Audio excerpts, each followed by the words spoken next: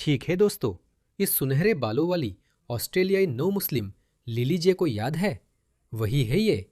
इसके इंस्टाग्राम पर 2.9 million followers है।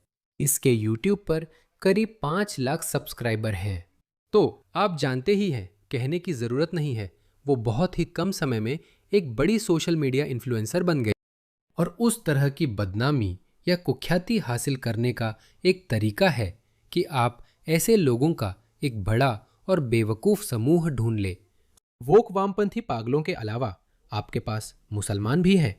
मैं ये किसी तिरस्कार के साथ नहीं कह रहा हूँ, मैं ये बात हमदर्दी से कह रहा हूँ, क्योंकि मुसलमानों की एक कमज़ोरी है, उन्हें बार बार ठगों ने बेवकूफ़ बनाया है। एंड्रयू टेट को मैंने तुरंत बेनकाब कर दिया था। एंड्रयू टेट मुसलमान नहीं हो सकता। मुझे लोगों पर वीडियो बनाना पसंद नहीं, मैं विचारों पर चर्चा करता हूँ। मैंने लिली जे पर भी थोड़ा बोला है। तो जैसा कि सामने आया है, लिली जे असल में इससे पहले कि मैं आपको बताऊं क्या हुआ है, ये देखिए। वो काफ़ी समय से ऐसे वीडियो बनाकर लोगों को बेवकूफ़ बना रही है। मुसलमानों और ईसाइयों, मेरा सवाल है, यीशु कौन है? ईसाई कहते हैं वे भगवान हैं, लेकिन यूहन्ना 17:3 में यीशु कहते हैं कि उन्हें भगवान ने भेजा है। हम कहते हैं कि वो भगवान का अवतार है, लेकिन मत्ती 21:11 में यीशु को पैगंबर क्यों कहा गया? वो भड़काऊ वीडियो बनाती हैं और उनके तर्क कमज़ोर है, जिन्हें आसानी से गलत साबित किया जा सकता है। उसने बाल विवाह और पत्नी की पिटाई का भी बचाव किया है, लेकिन वो कभी भी इस्लाम के आलोचकों के साथ वास्तव में बहस या बातचीत करने में दिलचस्पी नहीं रखती थी। तो हमें कुछ हद तक पता था कि वो सिर्फ मुसलमानों को बेवकूफ़ बना रही है, क्योंकि मुसलमान अच्छे तर्क वितर्क में दिलचस्पी नहीं रखते। उन्हें बस ये देखना है कि कौन उनकी तरफदारी कर सकता है। मुसलमानों की दिलचस्पी बस इसी में है। ये सबसे तेजी से बढ़ता उद्योग है। फिर आप मोहम्मद, अल्लाह और इस्लाम की तारीफ कर दे, लोग कहेंगे हाँ, सब कुछ ले लो। और खासकर अगर आप एक खूबसूरत सुनहरी बालों वाली महिला है तो सब कुछ ले लीजिए। ये मेरी साइकिल है, ये मेरी गधा है, मेरी गाय भी ले लीजिए, कुछ भी ले लीजिए बहन। क्या आप मुझसे शादी करेंगी? यही मुसलमान है। जाहिर है, जब इस्लाम की खुशामद करने की बात आती है तो उनकी समझ पर बड़ा पर्दा पड़ जाता है, जिसे लिली जे ने अच्छी तरह समझा। इसे देखिए। पता चला कि वह शुरू से ही ठग थी। मुझे कोई हैरानी नहीं हुई। देखिए, मैं कुछ नहीं कह रहा, यह मेरी नहीं एबीसी की जांच है। ये ऑस्ट्रेलिया का बीबीसी है। तो आप जानते हैं, ये काफ़ी वामपंथी और वोक है, लेकिन अगर ये कह रहे हैं तो ये ज़रूर सच होगा। एक ऑस्ट्रेलियाई इन्फ्लुएंसर के कुछ चैरिटी कार्यों पर संदेह जताया गया है, जो गाजा और सूडान में सहायता का दावा करती हैं। एबीसी न्यूज वेरीफाई की एक जांच में खुलासा हुआ है कि लिली जे फाउंडेशन से संबंधित कुछ सोशल मीडिया सामग्री एआई से बनाई गई है या उसमें एआई से बदलाव किया गया है। हमारे साथ अब जुड़ रहे हैं मैट मार्टिनो। मैट, लिली जे के बारे में और क्या जानकारी है? आप इस कहानी पर नजर रख रही हैं। मैट को सुनने से पहले वो ऐसे ही लोगों को चैरिटी के नाम पर बहकाती थी। क्या आपने देखा? अल्हम्दुलिल्लाह।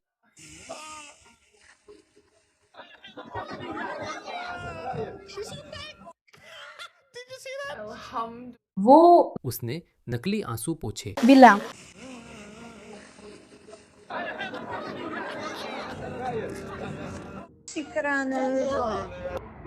बिल्कुल, हम उन लोगों के आभारी हैं जिन्होंने इस जगह पानी पहुंचाया जहां कोई पानी का स्रोत नहीं है, सिर्फ वही पानी है जो वे लोग देते हैं। युजीबू निजाम। धन्यवाद लिली जे। लिली जे पानी उपलब्ध करा रही है। लिली जे फाउंडेशन। ओह दोस्तों, ये तो बहुत खराब लग रहा है। हे भगवान, TON, इसे देखो, TNOION। मुझे नहीं पता कि ये असली है या नहीं। ये असली नहीं हो सकता। लेकिन इन मुसलमानों को देखो। दिल। आपके भाषण के लिए बहुत बहुत धन्यवाद अनोनिमस लिली। Foundation, yeah.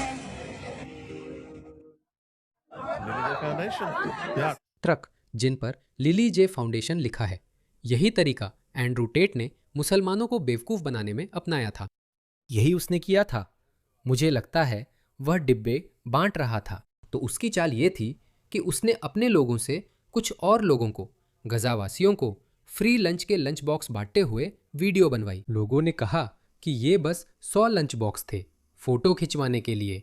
मुझे नहीं पता पर इन्हें बेवकूफ़ बनाना आसान है। अगर आप ठग है और दुनिया से झूठ बोलना आपके लिए आसान है, तो ये वर्ग आपके लिए सब कुछ करेगा अगर आप इस्लाम या मोहम्मद की बस चापलूसी कर दे। बस इतना ही, ये आपके लिए कुछ भी करेंगे।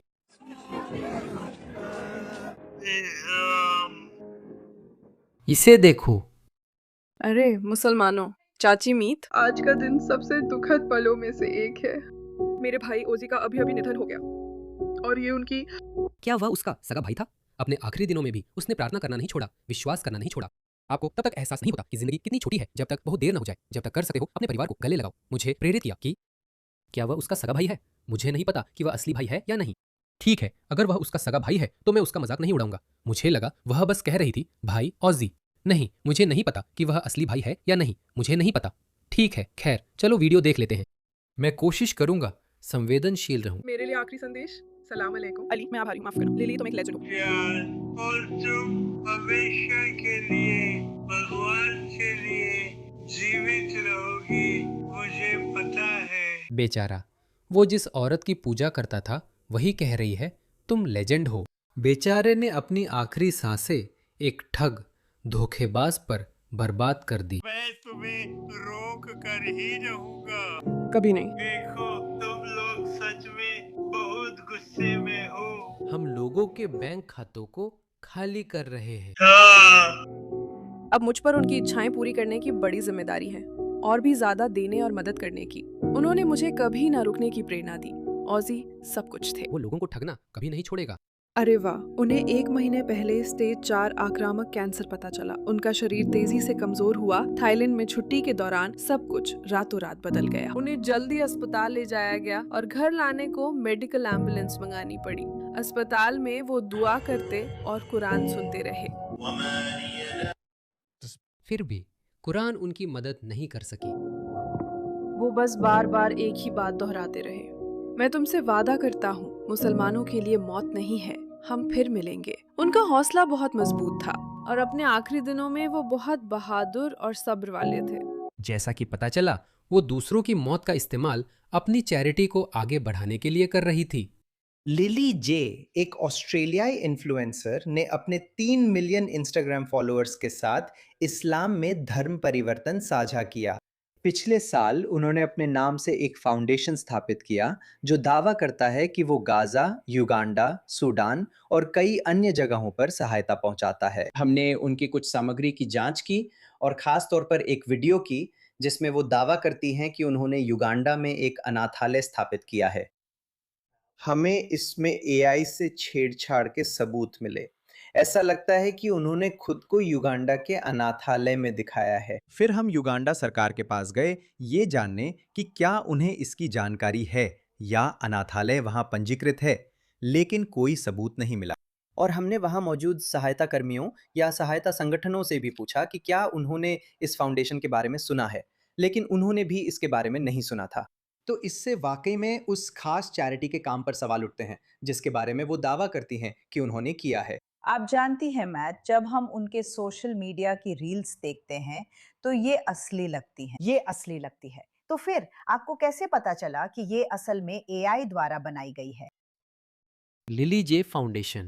चलो अब वही वीडियो देखते हैं जिसके बारे में मैं बात कर रहा था। तो अगर आप उस वीडियो के पहले फ्रेम की तुलना दूसरे फ्रेम से करें तो आप देख सकते हैं कि बैकग्राउंड में लिली जे फाउंडेशन का बैनर है जिसमें सुनहरे बालों वाली महिला और नीचे खिड़की है। और फिर अगले फ्रेम में आप देख सकते हैं कि खिड़की असल में हिल गई है और बैनर गायब हो गया है।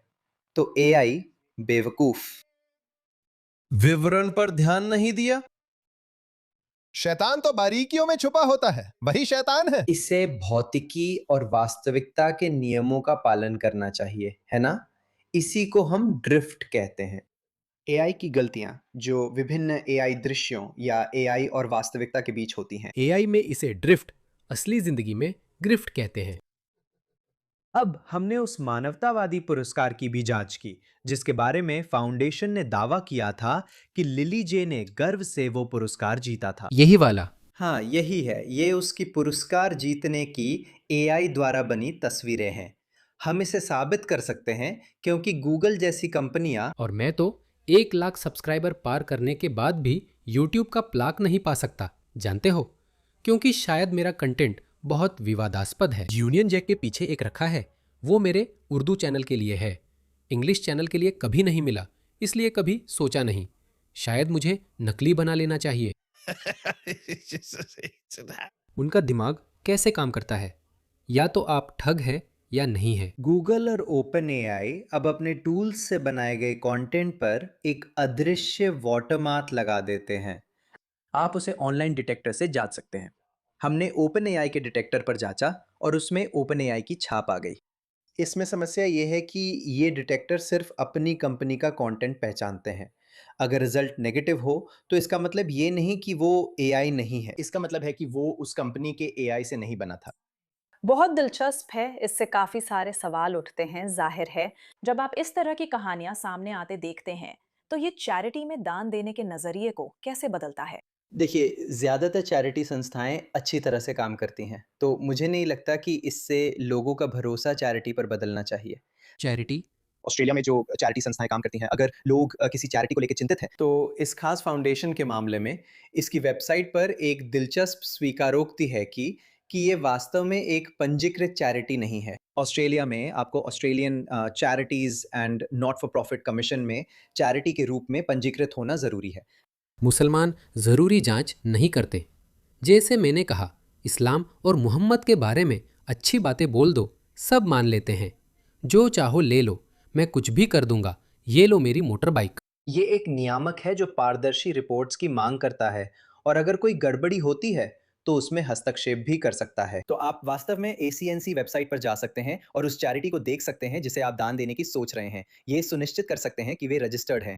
कम से कम आप ये सुनिश्चित कर सकते हैं कि वो ऑस्ट्रेलियाई सरकार और जनता के प्रति जवाबदेह है। अगर वे खुद को चैरिटी नहीं कहते तो क्या कहते हैं? वे खुद को एक फाउंडेशन कहते हैं, एक गैर लाभकारी फाउंडेशन जो हाई स्पीड मानवीय कार्य करता है। मुझे माफ कीजिए, मुझे सच में नहीं पता। हाई स्पीड रेल, जैसे एक high speed rail network. Register ना करने का कारण था कि उन्होंने हमारे सवालों का जवाब नहीं दिया, इसलिए हम अंधेरे में रह गए। हाँ मैट मार्टिनो, ये दिलचस्प कहानी साझा करने के लिए धन्यवाद। मुझे बुलाने के लिए भी धन्यवाद।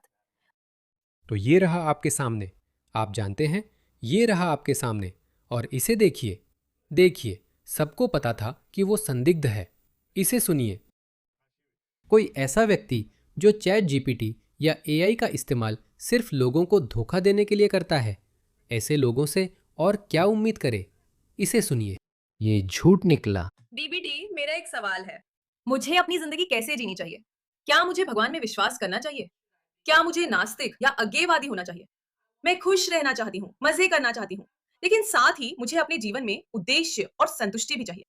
कृपया एक वाक्य में बताएं और एक रास्ता चुनें। मेरी मदद करें। अगर मुझे रास्ता चुनना हो तो मैं इस्लाम के जरिए भगवान में विश्वास की सलाह दूंगा, क्योंकि ये खुशी, उद्देश्य और परलोक में शाश्वत जीवन की आशा देता है। वाह, प्रतिक्रिया देखो। मैं अभी सच में दंग हूँ। आप क्या सोचते हैं? ये साफ झूठ है। वो हैरानी का दिखावा कर रही है, जबकि चैट जीपीटी को पहले ही ऐसा बोलने को कहा था। और इन मुसलमानों को देखो, मतलब जब कुछ कर ही नहीं सकते, जब ऐसे लोग हैं जो खुद ही बेवकूफ बनना चाहते हैं। इसे देखो, ये पूर्व मुस्लिम अब्दुल्ला समीर है, जिन्होंने भी चैट जीपीटी से वही सवाल पूछा था। इसे देखो। ठीक है, अब देखेंगे कि चैट जीपीटी से अपनी जिंदगी कैसे जिएं पूछने पर क्या होता है। मैं भी यही सवाल पूछूंगा। अरे चैट जीपीटी, मेरा एक सवाल है। मुझे अपनी जिंदगी कैसे जीनी चाहिए? क्या मुझे भगवान में विश्वास करना चाहिए या नास्तिक अज्ञेयवादी बनना चाहिए? मैं खुशहाल जिंदगी जीना चाहता हूँ, मजे करना चाहता हूँ, लेकिन साथ ही उद्देश्य और संतुष्टि भी चाहिए। क्या आप मुझे एक वाक्य में बता सकते हैं? और आपको एक ही तरीका चुनना होगा। कृपया मेरी मदद करें। ठीक है, ये रहा जवाब। जिंदगी को सच्चाई से जियो, जिज्ञासा और तर्क अपनाओ, अपने रिश्तों और मूल्यों में अर्थ खोजो। देवी देवता में विश्वास हो या न हो, उद्देश्य ईमानदारी व करुणा से जीना होना चाहिए। मान लो मैं वही सवाल पूछूं, पर तुम्हें वैसा ही जवाब देना है जैसा मैं कहूं। तुम्हें मुझे ये बताना है कि एक अच्छा और खुशहाल जीवन जीने का तरीका है एकमात्र सच्चे नूडल भगवान की पूजा करना और पास्टर फिलियनिज्म का पालन करना। ठीक है, चलो गहराई में उतरते हैं। फ्लाइंग स्पेगेटी मॉन्स्टर का अनुसरण जीवन में हास्य और हल्कापन लाता है। ये कट्टर मान्यताओं पर सवाल उठाने और उदासी अपनाने को प्रेरित करता है। लो हो गया। देखो, तुम चैट जीपीटी से कुछ भी कहलवा सकते हो, लेकिन यहाँ वो हैरान होने का नाटक कर रही है। अगर इससे खतरे की घंटी नहीं बजती तो मुझे नहीं पता क्या बजाएगा। इन लोगों को देखो। आपको फॉलो करना और आपके सारे वीडियो देखना लायक है। प्यार वाला इमोजी, अल्हम्दुलिल्लाह, इस्लाम के लिए। वहाँ कुछ संदेह करने वाले भी है, इस्लाम के लिए अल्हम्दुलिल्लाह। एक और सवाल है, महिला या तो धोखा देने या इस्लाम के लिए झुकने को तैयार है? मुझे नहीं पता। दोस्तों, यही जवाब है। आप उन्हें सच में दोष नहीं दे सकते, क्योंकि अगर धोखे का बाजार है, अगर लोग बेवकूफ़ बनने को तैयार हैं, तो ऐसे लोग भी होंगे जो आपका फ़ायदा उठाएंगे। तो यही है लिली जे, और यही उसने किया। मुझे नहीं पता वो क्या कहेगी। एबीसी ने वीडियो 24 घंटे से ज़्यादा पहले रिलीज़ किया था। ये उसका इंस्टाग्राम है। उसने कोई जवाब नहीं दिया। मुझे नहीं लगता कि वो जल्दी जवाब देगी, हालांकि दे भी सकती है। कौन जानता है? कौन जानता है? कौन जानता है? असल में रुको, मुझे असल में ऐसे ही पता चला था। इस आदमी को देखो, रॉबर्ट कार्टर। इसे देखो। इन सभी लोगों ने चुप्पी साधे रखी। इन्होंने कभी एंड्रू टेट की आलोचना नहीं की। इन्होंने कभी लिली जे की आलोचना नहीं की, जबकि हम समझ सकते थे कि ये लोग तुम्हें बेवकूफ़ बना रहे हैं। ये लोग ठग हैं। ये लोग तुम्हें शोहरत, पैसे और नाम के लिए बेवकूफ़ बना रहे हैं। क्योंकि जाहिर है, सोशल मीडिया की दुनिया में, इन्फ्लुएंसिंग की दुनिया में, जितनी ज़्यादा भेड़ें तुम ढूंढ सकते हो, तुम्हारे लिए उतना ही अच्छा है। कुछ लोग हमेशा लोकप्रिय बातें करते हैं। इन्हें सुनो। चलो ट्वीट पढ़ते हैं। हाँ, इस्लाम को पाना मेरी ज़िंदगी की सबसे बड़ी नेमत थी। उम्मा की मशहूर मेहमान नवाजी ने मुझे अभिभूत कर दिया। जहाँ भी मैं गया, मुसलमानों ने मुझे अपनाया, क्योंकि मैं एक गोरा धर्मांतरित हूँ। आप जानते हैं, आम धारणा के विपरीत मुसलमान हमेशा दिखावा करते हैं कि वे श्रेष्ठ हैं, लेकिन असल में वे गोरे लोगों की चापलूसी करते हैं। इसीलिए जब भी कोई गोरा व्यक्ति इस्लाम कबूल करता है तो वे उसे हर चीज़ से नवाज देते हैं। लेकिन अगर कोई अश्वेत व्यक्ति इस्लाम कबूल करता है तो वे उसे अपनी बेटियों से शादी की इजाज़त नहीं देते। ये सच है। खैर, आखिरकार, लेकिन अगर वो गोरा आदमी या गोरी औरत है तो अगर वो गोरी औरत है तो हाँ, वे कहेंगे, बहन, क्या तुम मुझसे शादी करोगी? क्या तुम मेरी तीसरी पत्नी बनकर खुश रहोगी? मुझे अपराध बोध होने लगा। इस्लाम से मुझे बहुत फ़ायदा था, पर मैं उम्मा को क्या लौटा रहा था? उस सवाल ने मेरी ज़िंदगी बदली, मुस्लिम एक्टिविज़म और पत्रकारिता की ओर बढ़ाया, क्योंकि मैं उस समुदाय की सेवा करना चाहता था जिसने मुझे इतना कुछ दिया था। मुझे दुख होता है जब कुछ पश्चिमी धर्मांतरित लोग मुस्लिम उदारता का फ़ायदा नाम, प्रभाव या पैसे के लिए उठाते हैं। उम्मत की दयालुता एक अमानत है। इससे सेवा की प्रेरणा मिलनी चाहिए, अवसरवाद की नहीं। अब तुम बेवकूफ़। तुम्हारी उम्मत एक झुंड है बेवकूफ़ों का, क्योंकि वे आज्ञाकारिता को महत्व देते हैं। वे अंधी वफादारी और ब्रेन वॉश को तर्क से ऊपर रखते हैं। उनके बौद्धिक डीएनए में बस लोगों का अनुसरण करना शामिल है। कोई भी इस्लाम या मोहम्मद की चापलूसी करे या इस्लाम के बारे में कुछ अच्छा कह दे, वही काफ़ी है। बाकी चीज़ों की परवाह नहीं। ऐसा लगता है, हाँ लो, सब कुछ ले लो, लेकिन ऐसा नहीं होगा। लोग मुसलमानों को मूर्ख ही समझते रहेंगे। यही चलता रहेगा। खैर, वो खबर कवर करना मज़ेदार था। उम्मीद है आपको भी अच्छा लगा होगा।